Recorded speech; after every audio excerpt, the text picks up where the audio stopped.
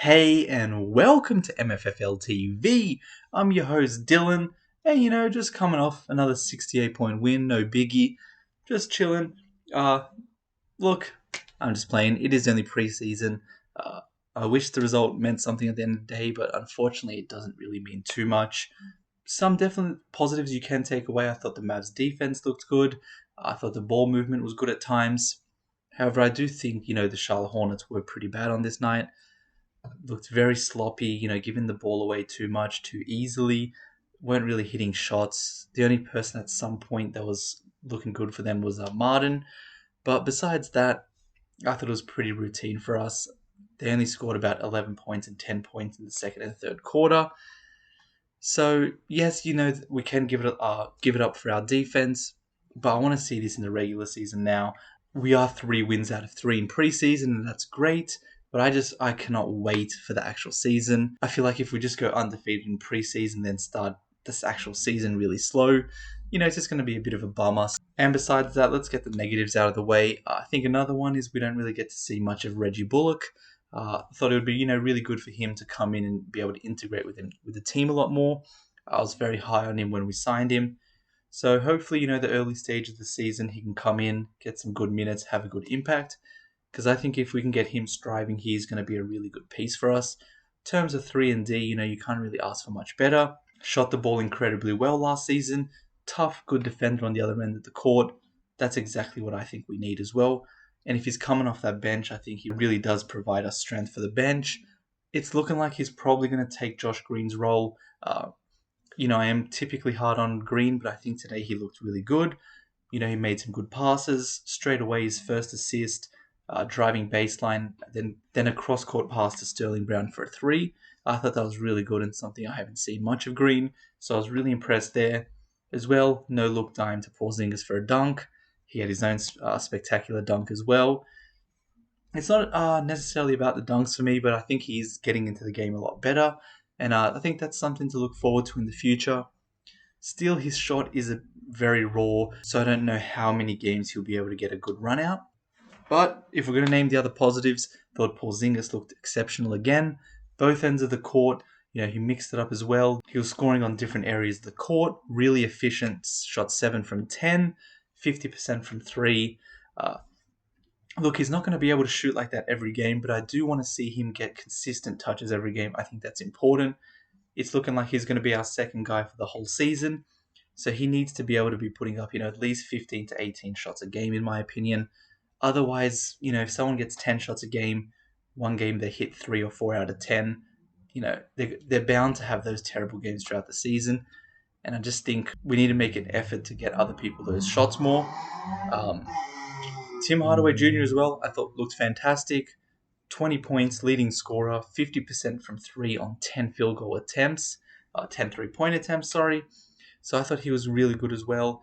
If we can get all of them firing at the same time, I think we're scary offensively. We beat Charlotte by 68, and it was probably one of Luka's worst games in a while. It was definitely his worst game in the preseason.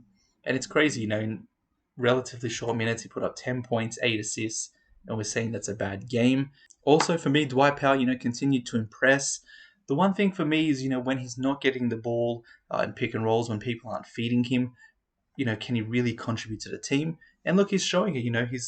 He hit another 3 today, and it's not even the fact that he hit it. He took it in stride. He expected to make it, and he hit it with no hesitation, which shows me, he's been working on his game a lot. He's got the confidence. He's put in the work, and he knows it now. So I want to see that carry on throughout the season. He doesn't need to make a lot for this team, but just enough to have the defense guessing so that eventually they can maybe bite on it. He can drive past him, make a play. I think the more options we have, just the scarier we are. Don't want to be too predictable. If the defense just knows he's only going to score on pick and rolls, it's a lot easier to guard compared to perhaps occasionally popping on a screen with Luka finding him, hitting a 3. Just sort of adds a new level of dynamism to the team. It's funny because usually when there's a 68-point win, you'd think you'd have a lot to talk about. But honestly, it's really just going through the list. I thought pretty much everyone had a good game. Finney Smith had his moments. I thought Sterling Brown looked good. He ended up with 12. Jalen Brunson off the bench. Not the playmaker we're hoping for, but, once again came in, put up baskets, was efficient, and I thought he looked good. Eugene Omarui, yes, he didn't have that 19-point game, but, filled the stat sheet a bit, had 5 points, 4 rebounds in a limited role. Moses Brown looked good. I guess the only other thing I can sort of discuss is I thought, McLaughlin, I really don't think he should be one of the two-ways. I want to see Carlik Jones be taken that. I'm just really impressed by his composure. I say it every video, but I do think that he should somehow be integrated into this team. And, it's not just preseason he looked good. In Summer League, when he got his moments, I thought he was really good.